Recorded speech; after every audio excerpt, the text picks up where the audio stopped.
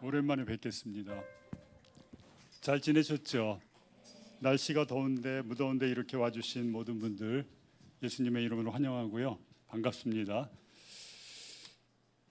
저는 이제 지난 2월 달부터 부천 소사에 있는 미얀마 교회 이제 거기 사역이 좀 늘어나서요. 거기서 이제 사역을 하고 있는데 그 교회가 이제 낡은 건물 4층을 통째로 샀어요. 통째로 산 게 아니라 통째로 월세를 내서 갑자기 샀다는 얘기가 나오지. 예, 세를 내서 사용하고 있는데 1층은 우리처럼 카페도 있고 또 미얀마 마켓이 1층에 있고 2층은 예배실로 쓰고 있고 3층은 식당하고 친교실 그리고 이제 4층이 그 형제들을 위한 쉼터. 그러니까 토요일 날 와서 거기서 자고 일요일 날 예배 드리고 이제 일하러 일터로 이제 자기 각자의 멀리 떨어져 있는 일터로 돌아가야 하기 때문에 쉼터가 꼭 필요해요. 그래서 그렇게 4층을 다 쓰고 있는 모습을 봤고요. 이제 거기 오랜만에 가니까 3년 만에 제가 갔거든요. 근데 문을 창 여는데 벌써 막 미얀마 음식 냄새가 팍 나더라고요. 근데 제가 그걸 너무 좋아하거든요. 그 국수 이렇게 쌀국수 볶은 쌀국수 요리가 있는데 참 맛있어요. 이렇게 그 적국 멸치 그 적국으로 이렇게 넣어서 아주 진한 맛인데 그러니까 그 냄새가 착 나니까 꼭 미얀마에 선교 온 것 같은 그런 기분을 느꼈습니다.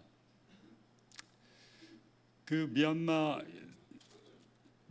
상황이 작년부터 굉장히 어려워졌잖아요.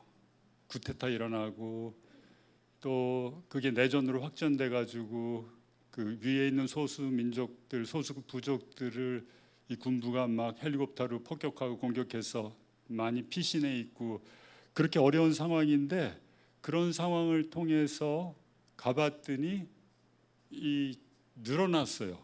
미얀마 형제 자매들이 더 많이 모이고 있대. 새로운 사람들이 많이 와서 함께 있고 또 기도하고 예배드리고 그런 모습을 볼 수 있었습니다.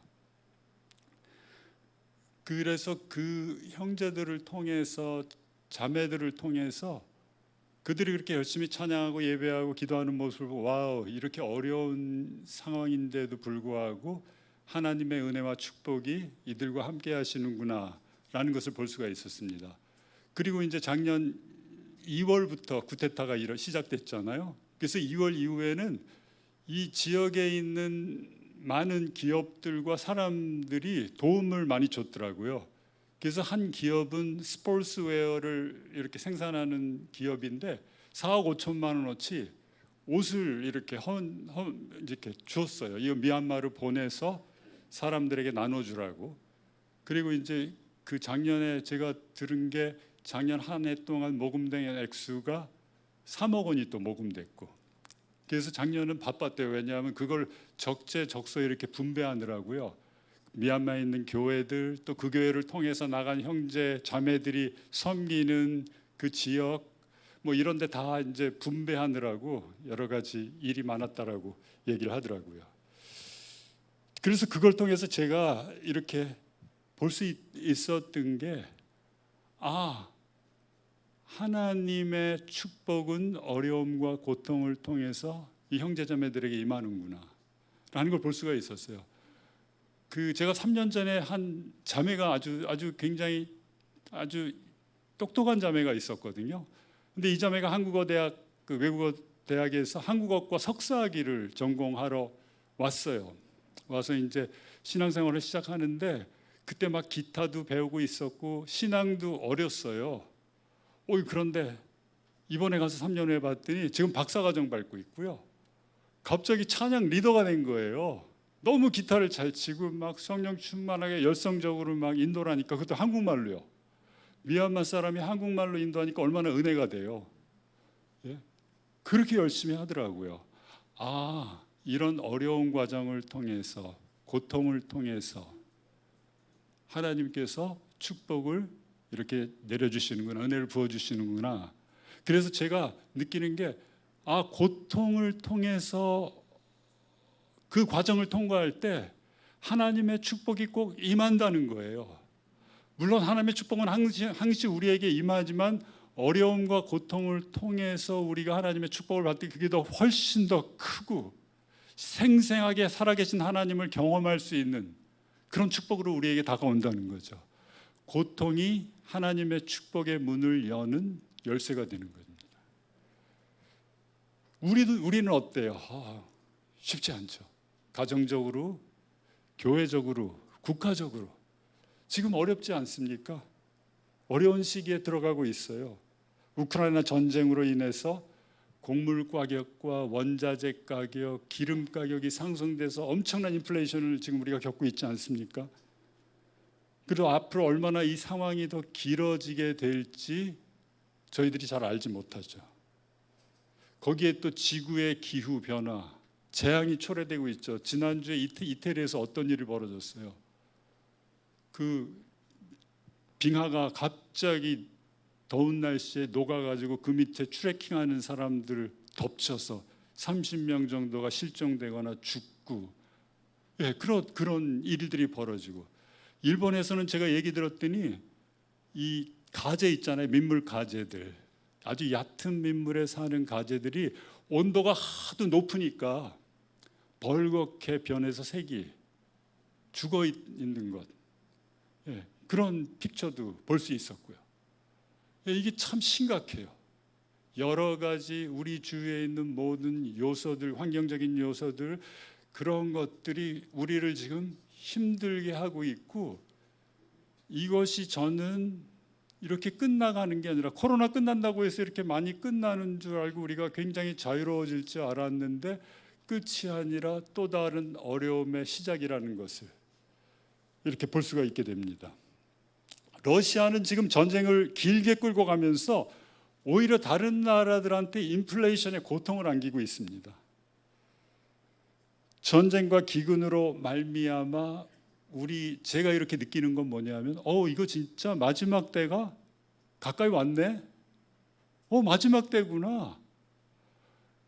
그동안 이렇게 뒤로 잊고 살았는데 굉장히 이렇게 느낄 수 있을 정도로 가까이 와 있네.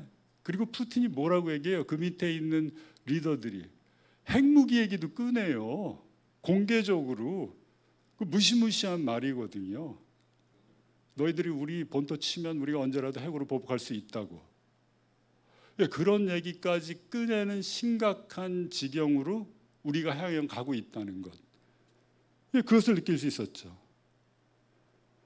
거기에 북한은 어때요? 북한은 지금 계속해서 탄도미사일 발사하고 있고 7차 핵실험 지금 준비하고 있어요. 언제 핵실험할지 모르잖아요. 우리도 굉장히 좀 위험한 상황 가운데 이렇게 노출돼 있어요.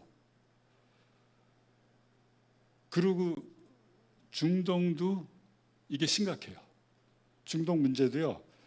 이스라엘이 몇 주 전에 6월 달에 시리아에 있는 공항을 폭격한 거 아시죠?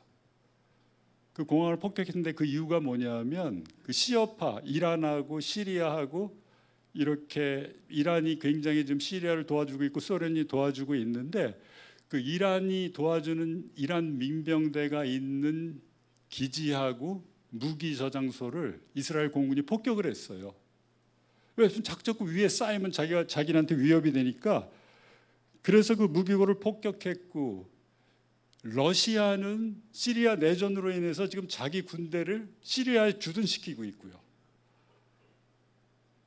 그리고 헤즈볼라도 북쪽에서 이스라엘을 위협하고 있습니다. 거기에 동쪽은 누가 있어요? 또 이란이 지금 핵무기 개발하고 있잖아요. 포기하지 않고. 포기하는 것 같다가 지금 다시 핵 개발을 계속해서 아주 왕성하게 진행하고 있습니다. 많이 진전된 단계에 와 있습니다. 만약에 이란이 핵무기를 거의 개발할 단계에 도달하게 되면 이스라엘이 절대로 가만히 있지 않을 거예요. 자기한테 직접적인 위협이 되기 때문에. 이란의 리더들은 이스라엘을 완전히 이 애니힐레이션 하려고 그래요. 완전히 이 지구상에서 참 놀라워요. 사탄이 뒤에서 계속해서 역사적으로 볼 때 이스라엘을 쓸어버리려고 그렇게 역사하고 있는 모습을 볼 수가 있어요. 핵 개발도 지금 핵무기도 이스라엘 쓸어버리려고 개발하고 있는 거예요. 그래 이스라엘이 가만히 있겠어요? 분명히 공격할 수밖에 없죠. 그래서 최근 이스라엘 전투기들이 제가 이렇게 소식을 들었는데 이란이 동쪽에 있으니까 이란 반대쪽 서쪽으로 이란하고 똑같이 떨어진 거리만큼 공중급유를 받으면서 비행해가지고 폭격하는 훈련을 했다고 합니다. 언제라도 폭격할 수 있게 준비하고 있는 거죠. 그래서 중동도 이란이 핵을 포기하지 않으면 아주 중동에서 큰 전쟁이 일어날 확률이 굉장히 높습니다. 거기에 중국은 어떻죠? 중국은 제가 보기에 1대1로라는 그 뉴 실크로드 정책으로 말미암아 그 길을 개척해서 유럽까지 무역로를 튼다고 계속해서 주위에 있는 나라들을 이렇게 연합하고 있습니다. 또한 그 해상의 실크로드를 통해서 아프리카까지 진출하고 굉장히 활발하게 그 프로젝트를 지금 진행하고 있습니다. 그래서 주위의 국가들 하나씩 끌어들이고 있고 그 중에서도 그 지금 디폴트 선언을 한 스리랑카 국가 부도 선언했잖아요. 스리랑카가 그 주위에 있는 방글라데시, 파키스탄 이런 나라들을 돈으로 이렇게 사버리고 있어요. 완전히 매수하고 있어요. 사냥하고 있어요. 꼭 아주 좋은 먹잇감, 너희들은 우리를 위한 좋은 먹잇감이야. 내가 너희들 도와줄게. 그 대신 너희들은 우리한테 복종해야 돼. 이러면서 자꾸 연합하고 있습니다. 그런데 제가 보기에는 영적으로 보면요, 시진핑이 자기가 하는 일을 잘 알지 못해요. 물론 뭐 무역을 위해서 자기네 국익을 위해서 자기 이익을 위해서 유럽까지 진출할 수 있는 길을 다 닦아놓고 그 나라의 연합을 통해서 자기네가 더 세계의 중심적인 국가로 서기를 바라고 있는 관점에서 그런 일을 추진하고 있지만 그런 프로젝트를 이끌고 있지만 영적으로 보면요, 그 뒤에 사탄이 있는 거예요.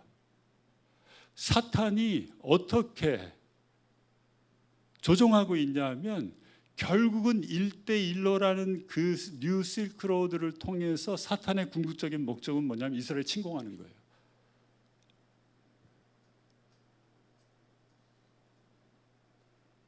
러시아도 지금 우크라이나 침공에 동진하고 있죠. 시리아의 군대 구둔시키고 있죠. 시리아의 군대를 주둔시키는 이유는 뭐냐면 결국은 이스라엘 침공하는 거예요. 요한계시록에 그것이 분명히 나와 있습니다. 계시록 9장 16절. 제가 오늘 본문도 안 읽고 그냥 급하게 넘어갔네요. 근데 본문은 6장 말씀이고 이건 나중에 읽겠습니다. 9장 16절에 이렇게 말씀합니다.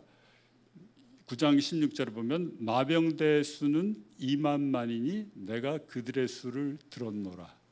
2만만이요? 몇 명이죠? 2억 명이에요. 2억 명의 지금 이 세계에서 2억 명의 군대를 보낼 수 있는 나라는 어디겠어요? 중국이에요. 그 주위에 있는 나라들과 연합해서 어디로 오는 거예요? 이스라엘을 치러 오는 거예요. 16장 22절에 이렇게 말씀합니다. 또 여섯째 천사가 그 대접을 큰 유브라데 소돔에 강물이 말라서 동방에서 오는 왕들의 길이 예비되었도다. 와우! 유브라데 강까지 마르게 해서 동방에서 넘어오는 엄청난 군대가 이스라엘까지 직행할 수 있도록 길을 예비해 놨습니다. 그러면서 16장에 보면 그 전쟁의 이름을 아마겟돈에서 모여서 싸운다고요. 아마겟돈 전쟁이 거기서 일어나는 거예요.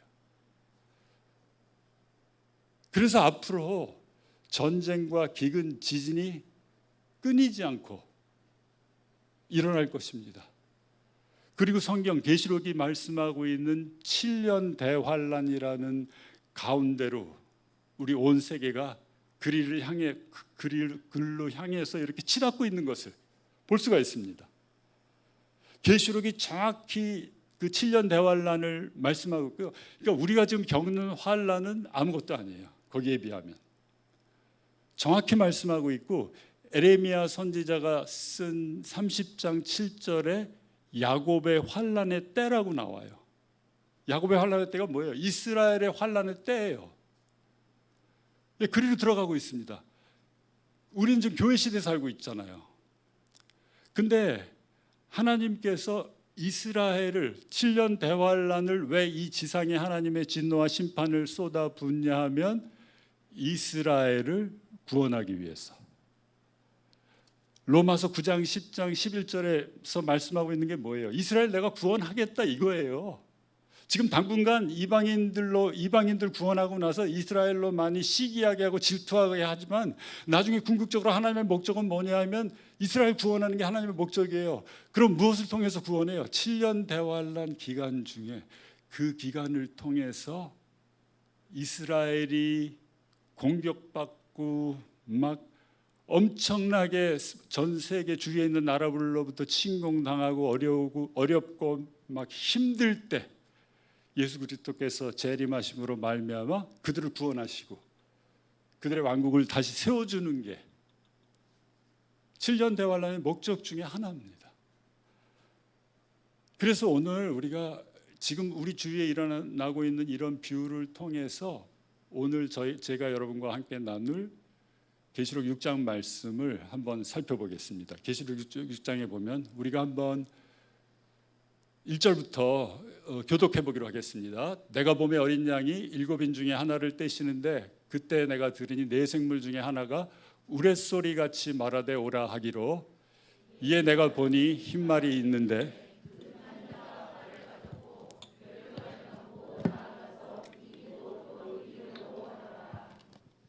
둘째 인을 떼실 때 내가 들으니 둘째 생물이 말하되 오라 하니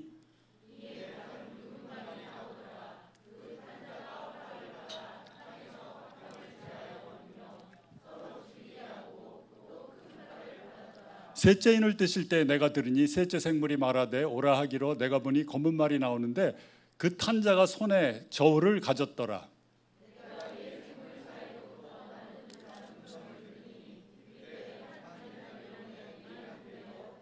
한대는 놈의 보리석대로다. 또 감람리와 포도주는 해치지 말라 하더라. 넷째 인을 떼실 때 내가 넷째 생물의 음성을 들으니 말하되 오라 하기로 내가 봄에 청황색 말이 나오는데 그 탄 자의 이름은 사망이니 음부가 그 뒤를 따르더라. 그들이 땅 4분의 1의 권세를 얻어 검과 흉년과 사망과 땅의 짐승을 죽이더라. 네. 그래서 우리가 이제 요한계시록이라고 하는데 원래는 예수님의 계시예요. 요한계시록 1장 1절을 보면 뭐라고 시작하냐면 예수 그리스도의 계시니라 이러고 시작해요. 그래서 영어 성경에 보면은 뭐라고 돼 있죠? 그냥 레빌레이션이라고 돼 있어요. 근데 우리 한국말 성경에 이제 요한이라는 게 들어가서 어쨌든 그러니까 예수님의 계시예요. 그 계시록을 요즘 이단들이 많이 가리키고 있잖아요. 예, 이단들이 많이 가리키고 있어요. 우리가 이제 창세기 공부하잖아요. 창세기 1장, 2장, 3장에 하나님께서 온 세상 창조하시고 우리 인간 창조하시고 인간이 어떻게 타락하고 이런 게 나와요. 근데 거기에 관해서는 우리가 분명히 확신을 갖고 있죠. 와, 이건 사실이고 하나님이 이렇게 역사하셨고 창조하셨고 또 인간들은 이렇게 타락했고 이렇게 분명히 확신을 갖고 창세기를 우리가 보고 있는데 우리 이 세상의 이 온 우주의 종말을 알려주는 요한계시록은 우리가 어떻게 보고 있죠? 그렇게 확신 있게 보고 있어요? 정확하게 보고 있어요? 아니에요. 힘이에요. 교회가 휴거당하는데 교회 휴거가 언제 일어나? 천년왕국이 펼쳐졌는데 천년왕국은 언제 천년왕국이 시작되지? 새하늘과 새 땅에 오는데 그건 어떻게 해서 우리한테 임하게 되지? 그런 모든 것들이 계시록에 나와 있는데 제 생각은 뭐냐면 창세기가 확실한 것만큼 계시록도 확실해야지 우리가 이 세상을 살아가는데 아주 클리어하게 주눅들지 않고 고통이 와도 무너지지 않고 살아갈 수 있는 그 모든 게 그렇게 연결되는 것 같아요. 근데 만약에 창세기 요한계시록이 희미하다 그러면 중간에 넘어지는 사람도 많을 것이고 또 이렇게 말세가 되면 배교하는 자도 있을 것, 믿음에서 떠나는 사람도 있을 것이라고 하고 하나님 살아계신데 왜 이 모양이야? 왜 이렇게 힘들어져? 이러면서 하나님으로부터 멀어지는 사람은 아니에요. 계시록에 다 나와 있어요. 마지막 때 무엇이 일어나고 어떻게 우리가 이렇게 살아가게 되고 하나님이 어떻게 역사하실지를 마지막까지 정확하게 나와 있으니까 저는 창세기 공부하는 것만큼 계시록도 공부해야 된다고 생각하고요. 창세기를 우리가 확실하게 믿고 알고 믿고 있는 것만큼 계시록도 분명히 알고 믿고 있어야 된다고 생각합니다. 그래서 오늘 제가 약간 오버뷰식으로 계시록을 말씀드릴 테니까 한번 이렇게 쫓아와 보세요. 그래서 사단이 왜 이렇게 우리 기성교회 이단들을 많이 가리키는데, 물론 계시록을 많이 가리키는 이유가 있어요. 그 책을 어렵다라고 여기고 거기에 있는 내용들을 막 자기 나름대로 막 해석해 버려도 아멘 그러고 모르니까, 아멘 그러고 쫓아갈 수밖에 없죠. 그러니까 자꾸 계시록을 다뤄요. 그걸 트위스트하고 조금씩 변형시키고 이래가지고 제대로 다들 모르니까. 근데 그 뒤에 사단이 왜 그럼 우리 기성교회가 또 계시록 가리키면 또 혹시 그런 소리 들을까봐 또 많이 소홀히 하고 있어요. 사단이 우리로 하여금 마지막 때 우리가 어떻게 살아야 되는지를 자꾸 알려주는 걸 막고 있는 것 같아요. 못 배우게 함으로 말미암아. 그래서 제가 있던 미국 교회 갈보리 채플에서도 보면요, 이렇게 쭉 북바이블 스터디를 매번 하는데 몇 년 동안 이렇게 지켜보면 제일 많이 가르치는 책은 계시록을 제일 많이 가르쳐요. 자꾸 그걸 반복해서 가르쳐요. 그만큼 중요한 책이니까. 자, 그러면 계시록을 공부할 때요, 아주 감사하는 구절이 있어요. 1장 9절인데요. 1장 19절 한번 우리가 볼까요? 같이 한번 읽어보겠습니다. 시작. 그러므로 내가 본 것과 지금 있는 일과 장차 될 일을 기록하라. 이렇게 말씀하고 있어요. 이게 뭐냐면요, 이 구절이 성경의 66권의 책 중에서 그 책 스스로가 자기의 아웃라인을 말씀해 주는 게 이 계시록 하나예요. 이게 뭐예요? 아웃라인이 있는 거예요. 여기 요한한테 뭐라고 얘기해요? 지금 본 것, 내가 본 것, 그리고 지금 있는 일, 그리고 장차 될 일을 기록하라 라고 분명히 말씀하고 있습니다. 내가 본 것은 뭐냐면 1장에 나오는, 계시록 1장에는 누가 나오냐면요, 예수 그리스도의 정말 매그니피선트하고 막 위엄 있고 장대한 그런 모습, 그런 계시를 요한 앞에서 예수님이 보여주세요. 머리털과 털은 희기가 양털 같고 눈은 불꽃 같고, 막 눈을 딱 보고 있으면 막 불꽃이 막 떨어지는 것 같아요. 발은 뭐예요? 풀무불에 단련한 주석 같고, 거기에 손에는 7별을 들고 있고, 그리고 입에서는 날성 검이 나오고, 이런 주님의 장엄하고 위대한 모습을 본 요한이 어떻게 됐어요? 그걸 보자마자 엎드려졌어요. 꼭 죽을 것처럼 꼬꾸라져 버렸어요. 너무 두렵기도 하고 정말 장엄하기도 하고 위엄 있는 그 주님의 모습에 요한이 꼬꾸라졌어요. 무슨 얘기예요? 내가 본 것, 이걸 먼저 기록하고 1장. 그 다음에 지금 있는 일, 어떤 일입니까? 2장하고 3장이에요. 이게 지금 있는 일이. 2장하고 3장에 뭐가 나오죠? 7교회. 7교회 얘기가 나와요. 근데 성경은 놀라운 게, 성경이 이렇게 우리한테 미리 얘기하거나 말씀할 때 좀 너무너무 기가 막힌 게 뭐냐 하면, 그때도 그러니까 멀리에도 적용되지만 그 당시에도 적용되고, 이게 한 번에 다 잡는 거예요. 뭐 어느 한순간만 얘기하는 게 아니에요. 7교회를 통해서 볼 때 뭐예요? 지금 우리의 교회의 모습들을 2장하고 3장에서 지금 있는 일을 볼 수가 있는 거예요. 그리고 그 7교회를 깊이 있게 연구해 보면은 놀라운 게 뭐냐 하면, 이 7교회가 2000년의 교회의 역사를 이렇게 리플렉트 시켜주고 있어요. 보여주고 있어요. 7교회의 특징들을 통해서 교회 역사가 순차적으로 2000년 동안 일어났던 그 교회의 역사들이 이렇게 보여지고 있어요. 캐톨릭의 암흑 시대도 그 중에 한 교회를 통해서 보여져요. 핍박당하는 그런 아주 초창기의 그런 교회의 모습들도 나타나고요. 그래서 그런 역사뿐만이 아니라 지금 우리가 처해 있는 상황에서 우리의 영적이고 우리의 실제적인 모습이 어떤지를 이 2장과 3장 지금 있는 이 일을 통해서 우리가 볼 수가 있어요. 굉장히 중요한 거죠. 2장하고 3장이. 그리고 4장부터 마지막 장이 22장까지예요. 그게 뭐냐면 장차 될 일이에요. 교회 이후에, 교회 시대 이후에 어떤 일들이 벌어질 것인가가 4장부터 22장까지 나옵니다. 교회가 휴거당하잖아요. 언제 휴거당해요? 우리 교회가 이 세상에 존재하는 이유가 뭐죠? 교회를 그리스도의 몸이라고 비유하면은 예수 그리스도께서 머리고 우리는 몸의 지체예요. 그러면 그 몸의 지체들이 채워짐으로 말미암아 하나님이 미리 계획하신, 창세전에 미리 계획하신 그리스도의 몸이 완성되는 순간이 있을 거예요. 그렇죠. 그 마지막 지체가 나 회개하고 예수님 믿겠습니다. 주님 저 받아주십시오. 감사합니다. 라고 마지막 지체, 우린 몰라요. 그 마지막 지체가 그리스도의 몸에 붙는 순간에 교회는 더 이상 이 세상에 존재할 이유가 없어요.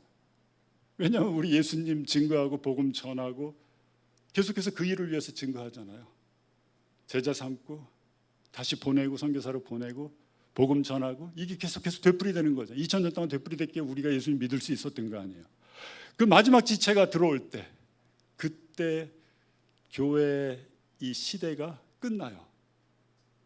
그러면 뭐가 일어나죠? 더 이상 존재할 수 없으니까 휴거당해요. 교회가 들림받아요. 그게 4장에 나와요. 요한계시록 4장에 보면 그 요한에게 내가 이리로 올라와라 라고 얘기해요. 그 올라오라는 말이 렙투스라는 라틴어, 렙투스. 그게 뭐냐면 그 라틴 말인데 렙투스가 랩처예요. 뭐예요? 이렇게 스네치 해가지고 올라가는 거예요. 스네치해서 잡아오는 거예요. 성경에서 그 랩처를 보여준 사람들이 나오죠. 구약에서 누가 있어요? 에녹이 있죠. 창세기에. 그리고 누가 있습니까? 엘리야가 있어요. 하나님이 그냥 데려가셨어요. 그냥 휴거시켜버렸어요. 죽음을 맛보지 않고. 우리 교회도 그 교회 시대가 2장하고 3장에서 끝나면 4장 첫 절에서 올라갑니다. 그리고 4장에서 올라가면 뭐예요? 우리가 하나님의 보좌 앞에서 하나님 찬양하게 돼. 24장로들과 함께 그룹들과 천사들과 함께 많은 백성, 주님의 백성들과 함께 주님을 찬양하는 모습이 4장하고 5장에 나와요. 천상에서의 하나님을 찬양하는 모습. 그리고 6장부터 19장까지가 바로 7년 대환란을 계시록이 말씀하고 있습니다. 자 보세요. 교회가 휴거당하니까 그 다음에 이제 어떤 일이 일어나요?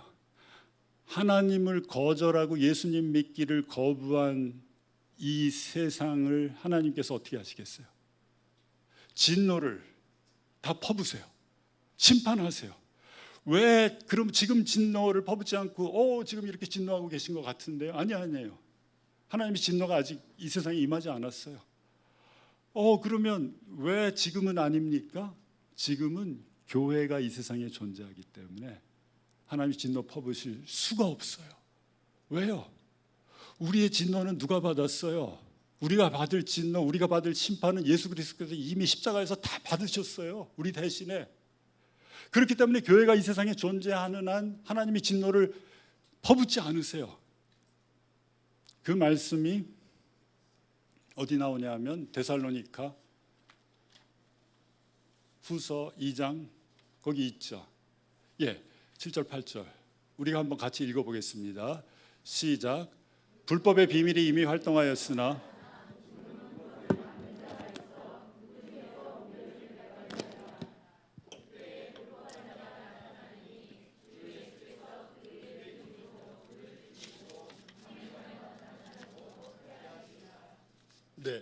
여기서 말씀하는 게 불법의 비밀이 이미 활동하였으나 지금은 그것을 막는 자가 있어.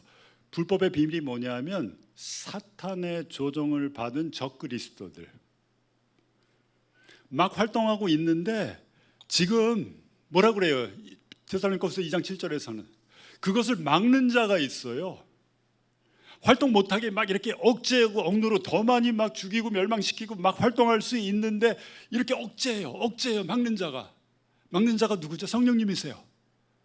성령님이 지금 막고 계세요. 교회와 함께. 그러니까 우리가 그렇게 대단한 존재예요. 지금 그렇게 더 악해질 수 있는 이 세상에서 우리가 존재함으로 말하면 이 세상 사람들이 복을 받고 있는 거예요. 지금 자가 있어 그 중에서 옮겨질 때까지 하리라. 무슨 말입니까? 교회가 옮겨질 때까지, 교회가 이 세상에 존재하지 않을 때 막는, 그때까지 막고 있겠다는 얘기예요. 교회가 옮겨지면요 이제 막을 필요가 없는 거죠. 그럼 어떻게 되는 거예요? 그때부터 하나님의 진노와 심판이 퍼부어져요. 대환란이 시작되는 거예요. 6장부터 19장까지. 그러면서 그때 불법한 자가 나타나니 주 예수께서 그의 입의 기운으로 그를 죽이시고 강림하여 나타나심으로 패하시리라. 불법한 자가 이제 교회가 없어지고 나면 노골적으로 등장해요. 노골적으로 등장해서 세상을 하나로 묶고 경제를 재건하고 막 중동의 모든 문제를 해결하고 굉장히 멋있어 보이지만은 결국은 그 사람이 예루살렘 그 돔 오브 락 옆에다가 예루살렘 성전을 다시 그러니까 그렇게도 얘기해요. 다시 짓게 할 정도로의 그런 놀라운 일을 하고 중동의 평화를 이루고 하는데 결국은 거기서 자기가 그 제단 위에 앉아서 자기한테 경배하라고 자기 본연의 모습을 드러내는 것이 예수님께서 마태복음 23장에 나온 멸망에 가증한 것이 너희가 선 것을 보거든 산으로 도망가라.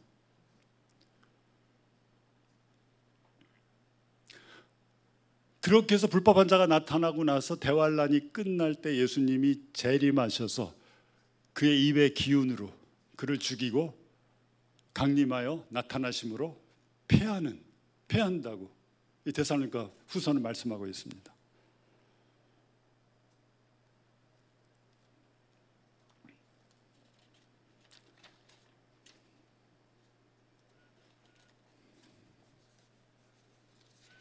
자, 그래서 그 일 이후에 예수님이 재림하시는데 우리와 함께 재림하세요. 우리 교회가 어디 있어요? 7년 대환란 중에는 하늘에 있잖아요. 하늘에서 뭐가 일어나죠? 어린 양의 혼인잔치가 일어나요. 혼인잔치가 예수님 신랑 되신 예수님과 우리가 만나서 이 지상에선 환란이 일어나고 있는 도중에 우리는 혼인잔치가 일어나요. 그리고 19장 그 대환란이 끝나는 마지막에 저 8절 말씀 그 마지막에 주님과 함께 강림해서 이 세상을 우리가 다스릴 거예요. 그리고 20장에서는 천년 왕국이 시작이 돼요. 20장 천년 왕국이 20장에서 보여지고 있고 20장 마지막 부분이 되면은 천년 동안 전쟁이 없이 화평하고 막 그렇게 모든 걸 누리다가 이제 무적행에 있는 사탄이 잠시 놓이는 틈을 타서 또 세상에 그 당시에 남아있던 또 그 와중에도 악한 사람들이 모여서 곡과 마곡의 전쟁이 한 번 더 일어납니다.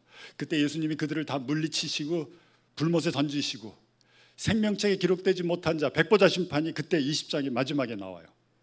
그 백보자 심판 앞에서 거긴 우리가 받는 심판이 아니라 예수님 믿지 않는 사람들이 자기의 죄를 다 직고하고 어쩔 수 없어 나 죄인 아닌데 이게 아니라 이제 자기의 죄를 스스로 직고하고 다 불못에 사단과 죽음과 사망과 함께 다 불못에 던져지고 모든 것이 끝나게 됩니다.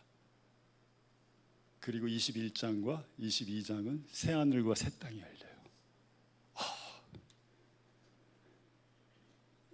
새 예루살렘 성이 내려오고 거기서 우리는 예수님과 함께 영원히 행복하게 사는 게 지금 제가 계시록 전체를 말씀드린 거예요. 그래서 그 세 가지 아웃라인, 이 계시록이 말씀하고 있는 아웃라인을 보면서 책을 읽으면 이해가 가요.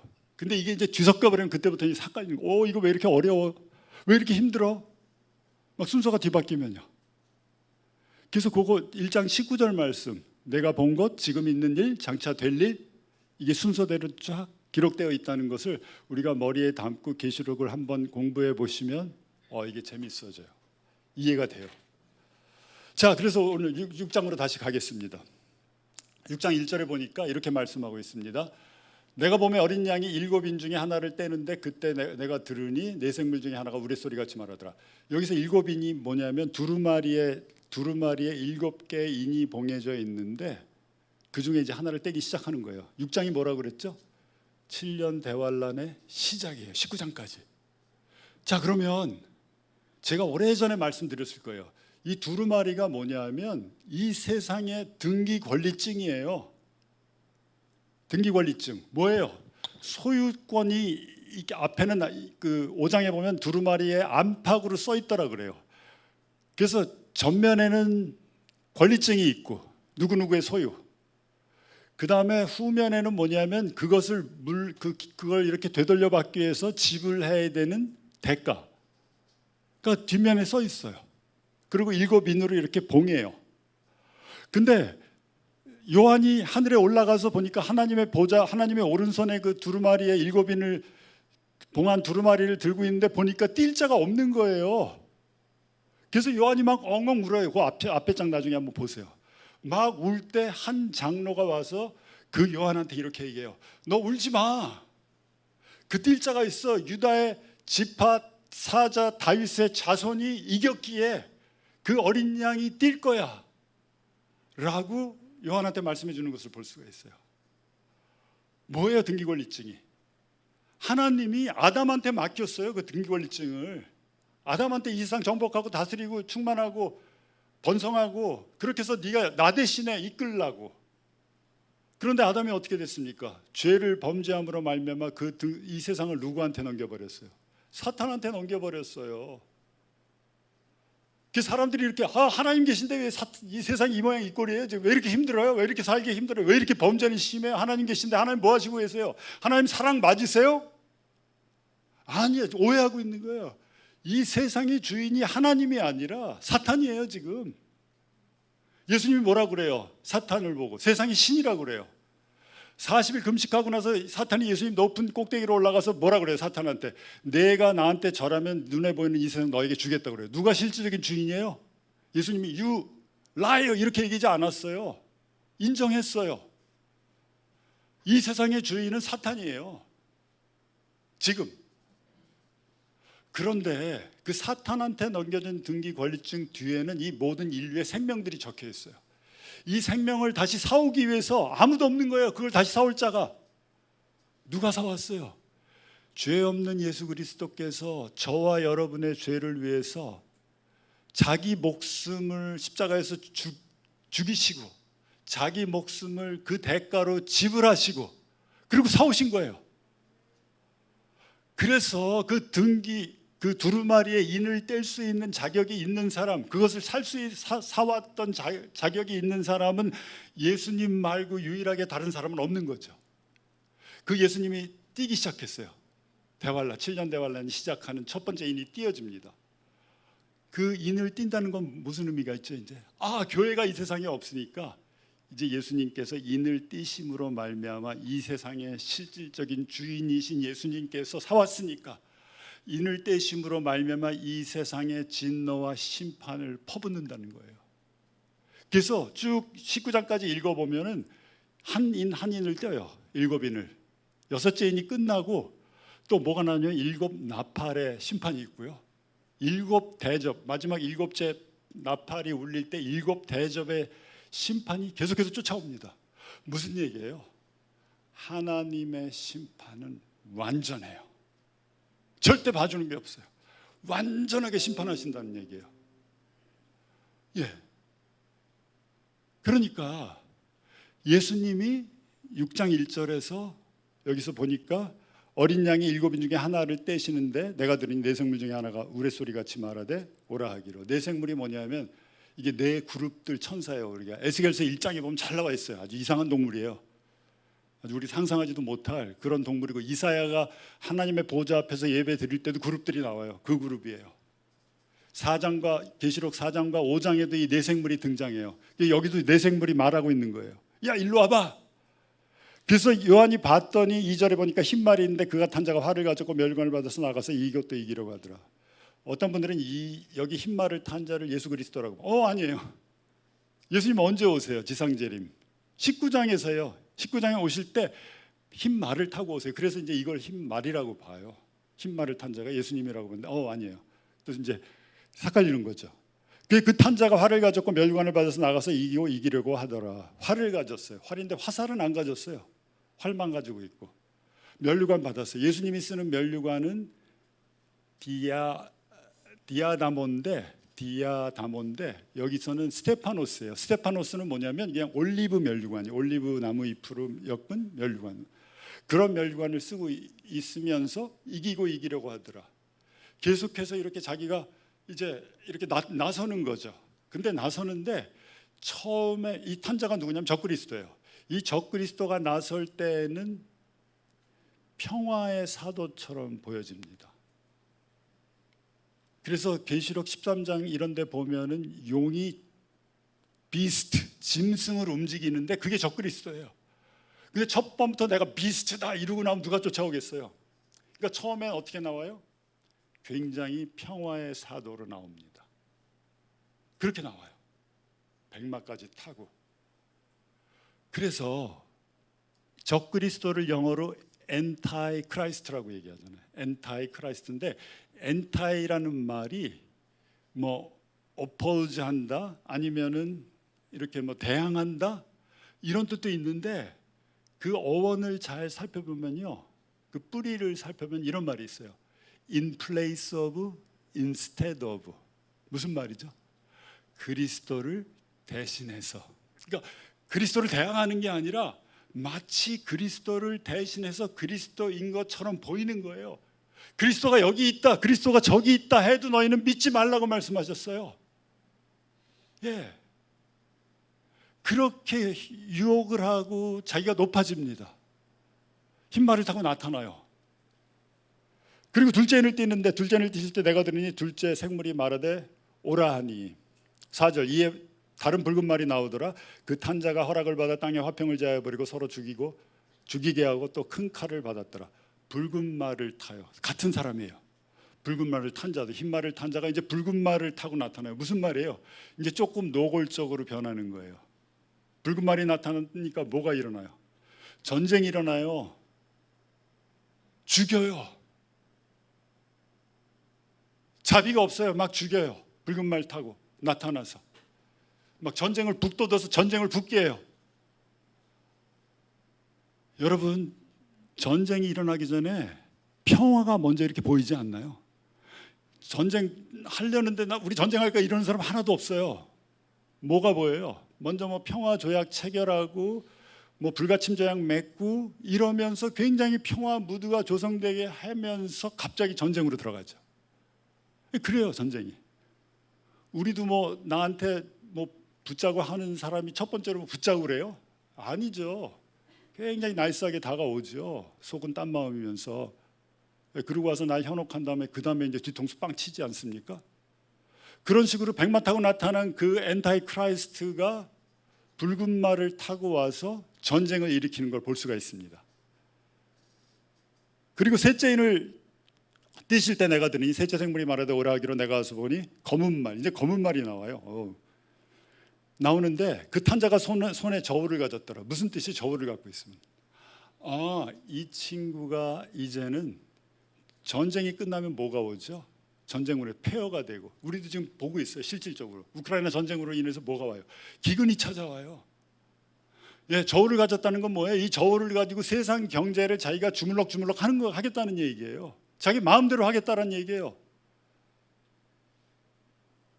그러면서 6절에 보면 내가 네 생물 사이로부터 나는 듯한 음성을 들으니 이르되 한 데나리온의 말 미리 한 데나리온의 보리가 석대로다. 감람류와 포도주는 해하지 말라. 한 데나리온이 하루치 일당이에요. 근데 밀이 한 대면 한 대가 얼마죠? 1리터 정도 되나요? 밀 한 대가 요즘으로 얘기하면 얼마예요? 한 12만 원? 얼마나 올라간 거예요, 물가가. 전쟁으로 인해서 굉장한 인플레이션이 온 걸 볼 수가 있습니다. 엄청나게 자기가 좌지우지해요. 저울을 들고. 보리 석대, 뭐 보리는 좀 싼가 보죠, 밀보다. 지금도 우크라이나에 밀 수출 못해서 밀가루 우리 빵값들 어떻게 돼서 빵플레이션이라고 얘기하는데, 예? 막 신종어까지 막 생겨나더라고요. 뉴스 보니까. 모든 게 올라가고 있어요. 지금 전쟁 이후에 기근이 찾아요. 제3세계에 있는 사람들은 얼마나 힘들겠어요. 예, 우리가 뭐 빵이 주식이 아니지만. 그래서 그렇게 이 검은 말을 타고 온 엔타이 크라이스트가 좌지우지하는 걸 볼 수가 있어요. 근데 뒤에 보니까 감람류와 포도주는 해치지 말라. 무슨 의미냐면요, 감람류하고 포도주, 그러니까 올리브 기름하고 올리브유하고 포도주는 럭셔리의 상징이에요. 무슨 얘기예요? 아, 그 럭셔리한 사람들, 럭셔리를 추구하는 사람들 건들지 마. 가만 놔둬. 그 사람들은 지금 괜찮으니까, 잘 먹고 잘 사니까. 이렇게 힘들고 어려운데도 럭셔리하게 잘 먹고 잘 사는 사람들이 있죠. 바이든이 한 달 전인가 뭐라고 얘기했죠? 저도 뉴스에서 봤어요. 바이든이 그 엑산하고 기름값, 미국도 지금 막 기름값 심각하게 올라가고 있거든요. 한국보다 더 비싸요, 미국의 기름값이. 제가 있을 때만 해도 절반 값도 안 됐거든요. 근데 그게 2배가 됐으니 그 사람들 얼마나 불만이 원성이 자자하겠어요. 그래서 그 엑산, 쉘, 그다음에 BP라는 큰 굴지의 석유 회사들한테 경고장 날렸잖아요. 너희들 왜 석유 안 캐? 석유 빨리 캐내. 지금 캐낼 때가 막 널려 있는데 텍사스도 그렇고 그 앞에 바다도 그렇고 너희들이 지금 계획하고 있는 공사가 여러 가지가 있는데 왜 안 하고 있는 거야? 라고 경고장 날렸잖아요. 이 친구들은 왜 안 해요? 지금 기름값 올라가니까 자기 돈 챙기고 있어요. 돈 벌고 있어요. 오히려 이 기간을 통해서. 진짜 아주 심각하죠.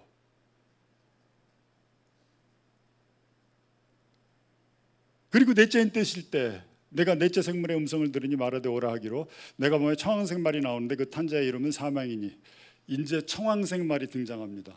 청황색 어떤 색이에요? 좀 기분 나쁜 색깔이에요. 청색과 황색이 이렇게 겹쳐 있는 말 생각해 보세요. 상상해 보세요. 그 미국 어린아이들이 이상한 거 보면 이유 그러거든요. 예, 그런 거예요.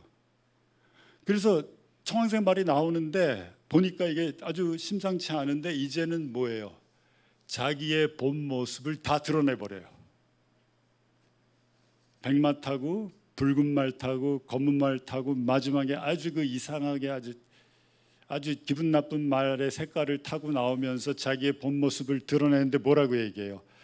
그 탄자의 이름은 사망이니, 음부가 그 뒤를 따르더라. 그들의 땅의 4분의 1을 권세를 얻어 검과 흉년과 사망과 땅의 짐승들로서 죽이더라. 여기서 보면은 4분의 1의 권세를 얻었다라고, 이제 이게 개역개정인데 우리가 갖고 있는 표준 세번역에는 4분의 1의 사람들을 죽이더라라고 얘기해요. 저는 어떤 게 옳은지 잘 모르겠어요. 그러니까 그런 것 같아요. 4분의 1의 사람들을 죽이는 거예요. 우리가 이번에 코로나로 얼마나, 제가 찾아봤더니 어제 전 세계적으로 650만 명이나 죽었더라고요. 예. 650만 명 정도 죽었어요. 많이 죽었어요. 그 코로나 바이러스로 인해서.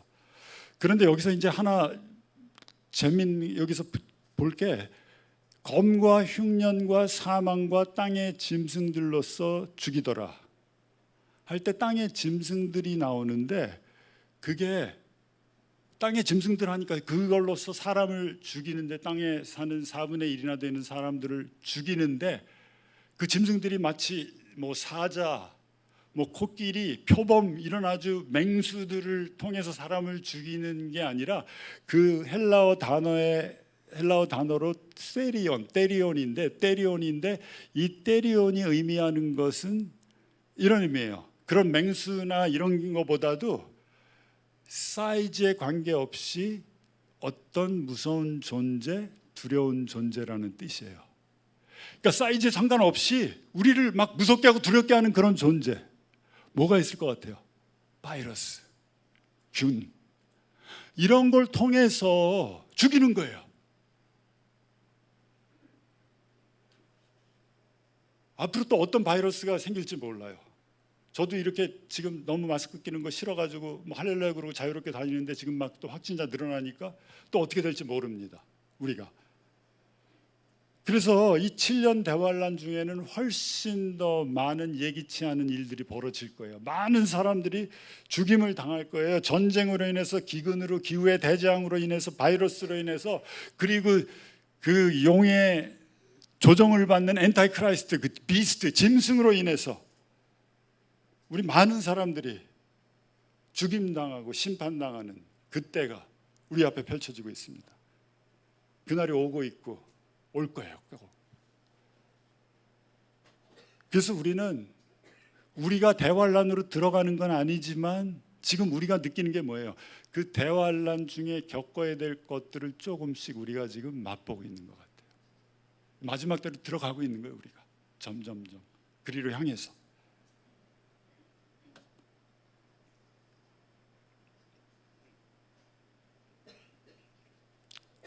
그래서 이게 저도 좀 물론 이렇게 힘들어요. 아니 이거 물가 같은 거 보거나 이렇게 주위에서 이렇게 돌아가는 걸 보면 이거 굉장히 어려워지겠네. 그래서 이게 제가 느끼기에는 환란의 시작 같아요. 이게 끝이 아니라 지금 이제 우리가 시작 단계로 이렇게 들어가는 것 같아요. 예. 앞으로 더 예기치 못한 어떤 것들이 우리한테 닥쳐올 것 같아요. 그리고 나중에 이제 식량이 무기화될 것 같고요. 이제 식량을 무기를 쓸 것 같아요. 석유 무기화되고 그것 때문에 이제 전쟁하게 되고 또 하여튼 어떤 일이 펼쳐질지 모르는 이런 시대에 우리가 살고 있는데 이게 환란의 끝이면 좋겠는데 끝이 아니라 시작으로 들어가는 것 같습니다. 자, 그러면 우리가 어떻게 해야 될까요? 여기서 어떻게 우리가 살아야 될까요? 성경은 이렇게 아주 클리어하게 말씀하고 있어요. 베드로전서 4장 7절에 이렇게 말씀합니다. 우리가 한번 같이 읽겠습니다. 시작.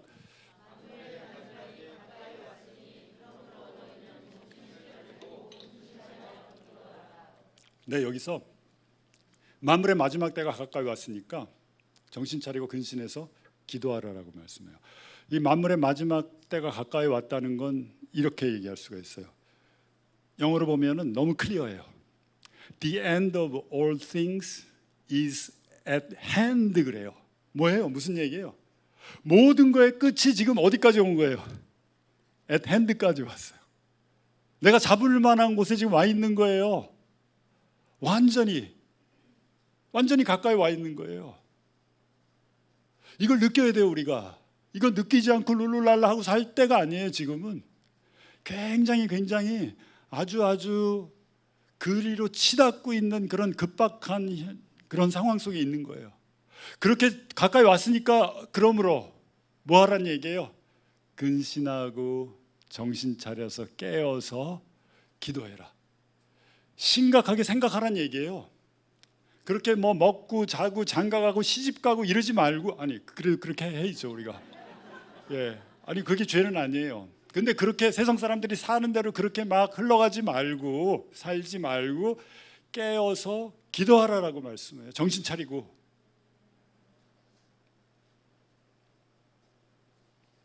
깨어 있으면 기도하게 돼요. 왜 기도 안 해요? 깨어 있지 않아서. 모든 게 잘 돌아가니까. 모든 게 잘 풀리고 있는데 기도가 돼요? 그런 사람 있으면, 그래도 기도하는 사람 있으면 멋있는 사람이에요. 예? 언제 우리가 기도합니까? 힘들고 어려울 때 기도하잖아요. 저도 요즘 그 고메아 이렇게 정리하고 나니까 제가 이렇게 뭐 지금 은퇴는 아닌데 그래도 정리하고 일 안 하고 있으니까 그걸 준비를 안 하고 했어요. 그거를. 그러니까 지금 막 재정적으로 막 이렇게 막 빳빳해지고 힘들어지고 어려워. 막 이게 막 6개월 지나니까 막 현실로. 그럼 또 아내는 가만히 있어요? 또 따발성 쏘죠. 또 뭐 하냐고 가서 알바 뛰라고. 뭐 알바 뛸 수도 있죠. 뭐 상관없어요. 그런데 그런 상황이 되니까 어떻게 돼요? 무릎 꿇게 돼요. 하나님, 제가 상황이 이렇습니다. 깨어나게 돼요. 자꾸. 그래서 하나님이 우리한테 보내주신 건 어려움과 고통들이 우리한테 도움이 되는 거예요. 우리를 하여금 기도하게 만들어주는 거, 심각하게 생각하게 만들어주는 거고, 룰루랄라 안 하게 만들어주는 거고, 이제 결국은 더 우리를 강하게 만들어주는 거예요. 여기 보면 누가복음 21장 34절에서 36절을 보면은 저는 이 구절이 너무 좋습니다. 이렇게 말씀하면 너희는 스스로 조심하라. 이게 마지막 때에 관해서 예수님 말씀하시는 거예요. 제자들한테 이제 그렇지 않으면 방탕함과 술 취함과 생활의 염려로 마음이 둔하여지고 뜻밖의 그날이 덕과 같이 너희에게 임하리라.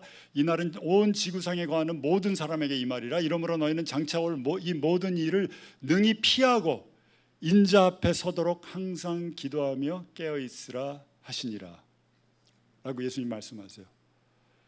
여기서 보면은 여기서 다시 한번 기도하며 깨어 있으라고 말씀하십니다.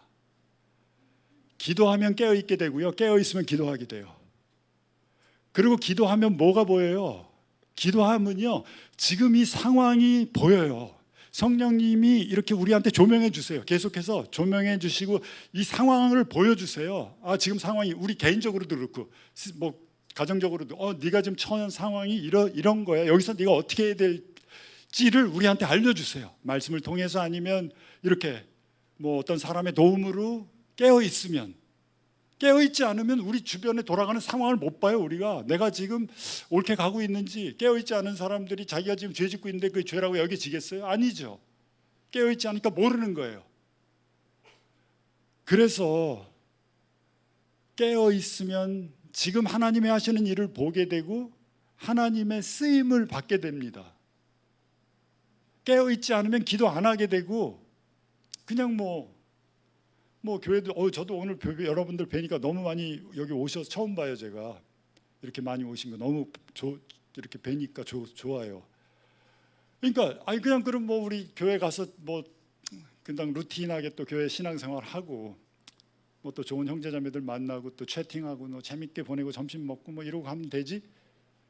라고밖에 여기지 않게 돼요. 근데 깨어있고 기도하게 되면 어떻게 돼요? 내가 드리는 오늘 예배가 심각한 거예요. 지금 내가 드리는 기도가 심각한 거예요. 하나님은요, 우리가 예수님이 뭐라고 말씀하세요? 여기 보면 그렇게 깨어있지 않으면 어떻게 돼요? 그 날이 덕과 같이 임한다고 그랬어요. 우리가 덫에 걸리게 돼요. 근데 깨어있으면 어떻게 됩니까? 이 모든 일을 능히 피한다고 그랬어요. 환란이 오고 어려움이 오고 이게 막 계속해서 고통이 오고 지금 계속해서 파도처럼 계속해서 우리한테 몰려오고 있는데 내가 깨어서 기도하게 되면 그 모든 일을 능히 피한다라고 말씀해요. 어떻게 피할지 모르겠어요. 하나님 책임이시죠. 하나님 우리 주인이시니까 피하게 되고요. 두 번째, 인자 앞에 서도록 그러니까 피하고 예수님 앞에 설 수 있게 해주세요. 그래서 저는 이게 마지막 때의 관점에서 이 구절을 보면은 이거 같아요. 너희들이 이 마지막 때에 깨어 있고 기도하고 깨어서 기도하면은 슬기롭게 기름을 준비한 10처녀 중에 5처녀처럼 그 날이 임할 때, The day of the Lord, 주의 날이 이 세상에 임할 때, 그 환란이 시작될 때 교회와 함께 휴거당해서 예수님 앞에 너희들이 서게 되리라라고 말씀해 주시는 것 같아요. 그 말씀인 것 같아요. 예수님 앞에 서도록 덫에 걸리지 않고 어려움의 덫에 걸려서 방탕하고 술 취하고 생활의 염려로 마음이 둔해지지 않고 샤프하게 내 마음을 갈고 깨어 있으면 어떤 환란이 와도 어떤 어려움이 와도 그걸 하나님께서 피하게 해주시고 두 번째 그 마지막 날에 예수님 앞에 설 수 있도록 내가 너희를 스네치 이렇게 랩투스 해가지고 랩처 해가지고 하늘로 올려주겠다라고 말씀하시는 약속의 말씀 같습니다. 그래서 저도 이상하게 기도를 많이 하게 되더라고요. 그냥 어려우니까 재정적으로. 그리고 이게 물가가 막 올라가니까 내 좀 주머니 사정도 안 좋은데 이건 왜 이렇게 비싸졌어? 막 에어박 하나 1,000원에 2개씩 샀는데 갑자기 3,000원 하나에 3,000원이 되니까 이게 막 그리고 가스가 막 10만 원이면 그냥 제 차 꽉 채웠는데 좀 큰 차라서 요즘은 15만 원도 넘게 가고 막 이러니까 이거 큰일. 어떻게 하겠어요? 깨어 있게 돼요, 당연히. 깨어 있는 건 지갑의 형편과 반비례하는 것 같아요. 지갑의 형편이 좋을수록 안 깨어 있게 되고 지갑의 형편이 막 쪼그라들수록 깨어 있게 되고. 한번 잘 생각해 보세요. 예, 이제 환란의 시작입니다. 피할 수 없어요. 우리가 다 겪어 나가야 돼요. 공동체 주셔서 공동체 함께 겪을 수 있다는 거 엄청난 축복이에요. 예, 그럴 때 우리가 예수님이 우리한테 당부하시는 게 뭐냐면 너희는 깨어서 정신 차리고 근신해서 깨어서 기도하라 라고 말씀하세요. 그렇게 기도하게 될 때 피난처 내주시고, 몰라요 그게 어디가 피난처가 될지. 위기가 오면 극복하게 해주시고, 나중에 우리 간증하잖아 이렇게 극복했다고. 그 순간에 알아요? 모르죠. 그냥 금식하고 기도하는 거죠. 예. 근데 지금 이 순간에도 막 조시는 분들이 있으니까 저는 뭐 감당을 못 하겠어요. 이렇게 깨어 있으라고 막 얘기하는데 열심히 졸고 계세요. 하여튼 시편 127편에 하나님이 사랑하는 자에게는 잠을 주시는도다라고 말씀하시는데 너무 사랑하시는 분 같아요. 어쨌든 깨어 있으면 그 모든 것을 극복하게 되고 피하게 되고 이제 궁극적으로 예수님 앞에 서게 될 줄로 믿습니다. 예, 우리 같이 이제 마지막 찬양하시고 함께 일어나셔서 찬양하시겠습니다.